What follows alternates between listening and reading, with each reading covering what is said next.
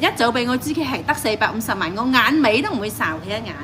我以為佢有過百億身家㗎，我真係我窮得正直啊！即係真係咁㗎，所以從來我唔會呃人咯。我對愛情咧，我係頭腦係好單純嘅。咁樣同佢講啊，你要住啊嘛，我呢度公屋咁窄係住唔到㗎嘛，我係咁樣明擺同佢講。咁佢又帶我去睇樓喎，咁衰喎。哦。佢咪推呢樣嗰樣咯。哦。好蠱惑㗎嗰個人，嗰個人啊，真係。即係俾你一個又毒又冇人性，好嘅圖畫。又兇殘。講到去灣仔嗰間寶馬店度專賣店嗰度睇車，佢有錢同我買㗎。哦。我有乜可能係咪？我自己知道自己冇錢，我點會去睇咧？又買樓，又係佢即係誘導我啊！佢得400幾萬。佢誘導，用一種誘導嘅手段去呃我。佢仲同個 sales 講話可唔可以訂樓部車？你俾張卡片我遲啲嚟先買，先俾錢咁樣。嗰陣時咧，我仲未考到車牌嘅，去到嗰度，因為佢講到佢咁多錢啊嘛，咁我咪睇定先咯，以為咁。因為佢要作得佢好多身家嘛。如果佢一早俾我知佢係得450萬，我眼尾都唔會睄佢一眼啊！同你講，佢當初咧，佢攞嗰張存款單過我屋企咧，係得450萬。佢咁樣同我講，佢話攞住一半過嚟你呢度先。佢話呢度係一半啊！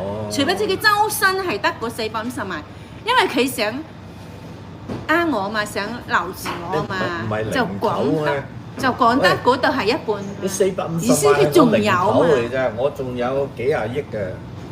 你知唔知當初咧？我以為係有過百億身家㗎。我都係香港人啦，你見我揾到錢係咪先？喂，300-500萬夠自己養老都未夠啊！萬一自己身體有咩嘢，分分鐘係嗰啲得 cancer 啊！呢幾千萬用乜嘢啊？你根本上你咁啲錢係咪？你嚟打我旨意係咪啊？我真係我窮得正直啊！即係我係一心諗住同佢又可以幫助到我創業，我先至接受佢嘅咋。講真嘅，真係咁嘅。所以從來我唔會呃人咯。你幫得到我你就嚟，你幫唔到我你就走開啦，係咪啊？我對愛情咧，我係頭腦係好單純嘅。係啊，我對呢樣嘢我真係有時我太心軟啦，又係一個缺點㗎嘛。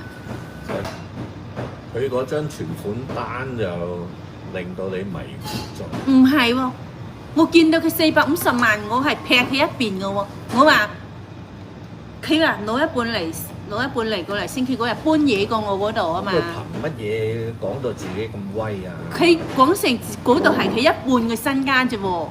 咁你一半，咁你出邊？我真係睇到佢嗰450萬嗰張咩定期紙啊！我真係我唔中意啊！我唔係話恨呢450萬，我真係唔中意啊！我見你係得咁啲錢，有冇搞錯？係咪？我個心目中我諗住你過百億㗎，係咪啊？佢就講到自己又話借咗900萬俾個香港過百億嘅人冇幾多個㗎咋，都唔夠1000個，我話你聽。知唔知啊？佢成80歲人，10零歲落嚟香港揾食打緊創。我唔係大老細啊嘛！你香港過百億嘅咧，全部有大生意㗎，就唔係做裝修嘅。做裝修唔會有100億。